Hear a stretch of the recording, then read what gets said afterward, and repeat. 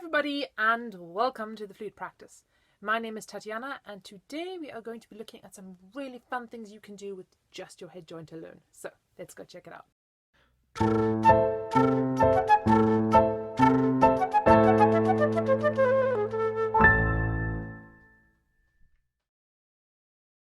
Now, although this video is going to be mostly helpful for those of you who are just beginning the flute, there are some other groups of people that I think this video is going to be extremely useful for too. Now, for those of you who are learning the flute for the first time, you might want to go check out my previous video that I did on just how to make your first sound and how to get that going.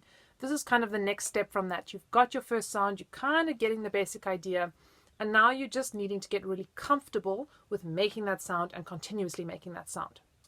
So the first kind of most basic step of this, I think, is just taking the flute and holding a nice long note. For those of you who are beginning or you've got those little beginner students, this is sometimes very challenging. And we really need to practice this. So we're just getting a sense of getting that whole breathing system going, getting that feeling of those nice lungs opening up and the diaphragm dropping gently and the stomach going out and everything just opening up and then slowly releasing back down. This is the feeling we're practicing, that like balloon feeling, you know, blowing up the balloon and then slowly releasing it. So it takes some practice. So really you're just breathing in nicely, you're making sure that you're really letting everything go out and see how long you can hold the note. With my little ones, I even do a little competition with them and we count the number of seconds that they can hold the long note for, and we see how it increases every week, or they can even do it every day and they can kind of have a little competition with themselves to see how it increases over time, which usually gets them quite excited, especially when there are like sweets involved and you give them a sweet for every second after the lesson, of course. I think it's really useful as well to start getting them going on all the nice tonguing stuff you can do. So just getting them going first on just the ta ta ta ta ta, just getting them going.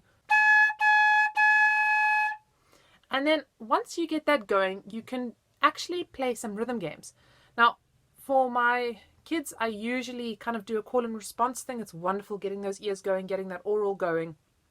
For those of you who are maybe slightly older, you're learning on your own, whatever it might be, there are, in many tutor books, there are kind of pages of just rhythms, different rhythms. So what you can do is you can just take that book already and you can start with a metronome even, playing through the different rhythms.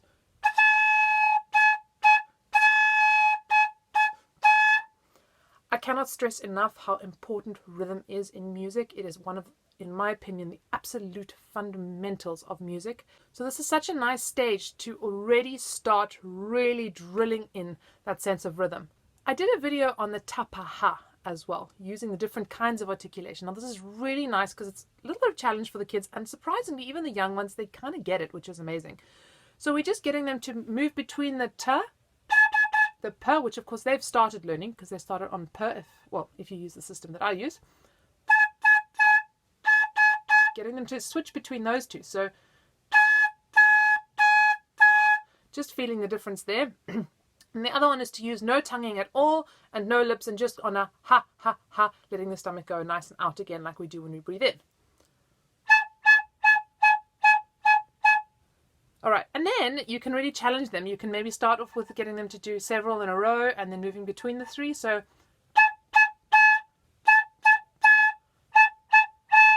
and as they go, you can really challenge them to try and alternate between all three in one go. So the classic, one of my absolute favorite ones, is the good old finger flute. And getting them to make little melodies just with a finger in the flute. They can get about 3, 4, even sometimes 5 tones if they're really good. Just getting them to mess around with this. This is a really nice way to start getting their ear going in terms of intonation as well. See if you can really work with them to try and find the correct pitches, not just sort of appropriately somehow, but you're really trying to get them to find the correct sounds and getting them to listen. This is a really great skill that you're training. And of course, all the while, just getting that good old embouchure going. And it's really fun for them because they can start actually playing little melodies and even encourage them to make up their own melodies. This is such a wonderful thing to do with the little ones, is to really encourage them to create their own melodies. If you're older and you're starting out, do it. Make your own melodies. You know what? I really believe we're all children inside still. I really believe we're all creative beings. I really believe we're all just wanting to play. So it doesn't matter how old you are, play. Have some fun. Be like a child with your flute. It's wonderful. Of course, the other classic one is the like ambulance, is with the hand over. It's surprisingly difficult for some children or for some people to do this initially, especially if there's a little bit too much tension here. We're wanting to get a sense of flexibility. So really, you can see how I just release slightly on the when I put the cover and when I go low. Once they've got this going, you can even try and go for the higher notes. So you're just getting a sense of the fact that there are kind of these harmonics on the flute you can play. So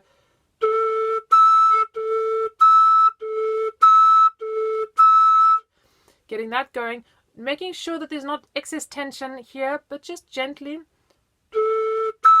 You're supporting a bit more, you're blowing a bit harder, and you're just letting those lips come a little bit more forward. You can even, with some of my little ones, I really let them have a little bit of real fun and just get them to really go to the really high notes if they can.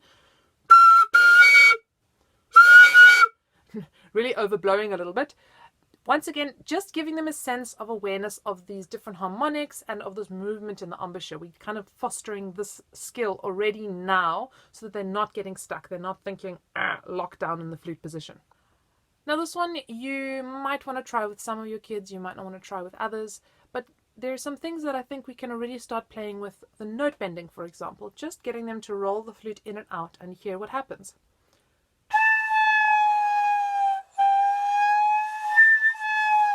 And even get them ready to start playing here with the embouchure. Just getting them to feel this. You can also, some of them even start going with the flutter tonguing already. Just getting them. Or some of you older ones, you can already start messing around with this flutter tonguing. Just once again getting this releasing feeling. Now this you only want to do in this embouchure when your position and your sound is really starting to really settle in. In the beginning, if you're doing this without having a nice settled embouchure, it obviously, a bit pointless. Unless you're, of course, in a lesson with a teacher who's helping you find the position, find it, and then doing it. The other nice one, you can already start with some of the younger ones, is the singing and playing, of course. Or even with the finger in and the singing and playing. Something like that. It doesn't have to, it can be on pitch, it can be off pitch, it doesn't really matter. But once again, just getting this feeling of this kind of independence of the voice from the embouchure. Nice thing to get going straight away.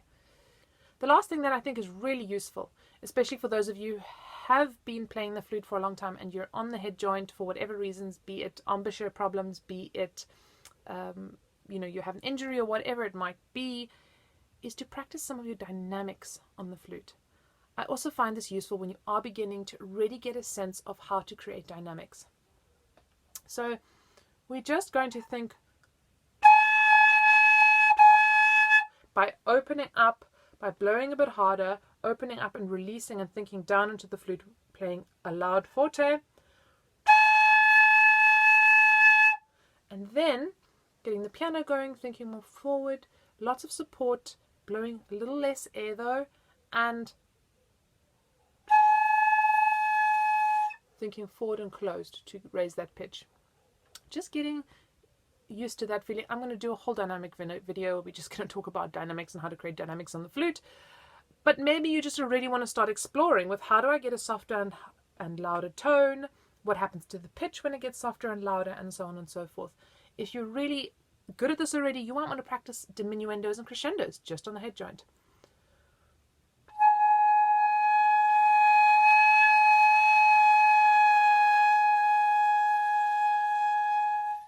That's actually kind of cool because you kind of really hear that pitch change quite clearly. I think it's because it's like so close to my ear. I don't know what it is, but it's actually quite useful. You can also just practice your diminuendos.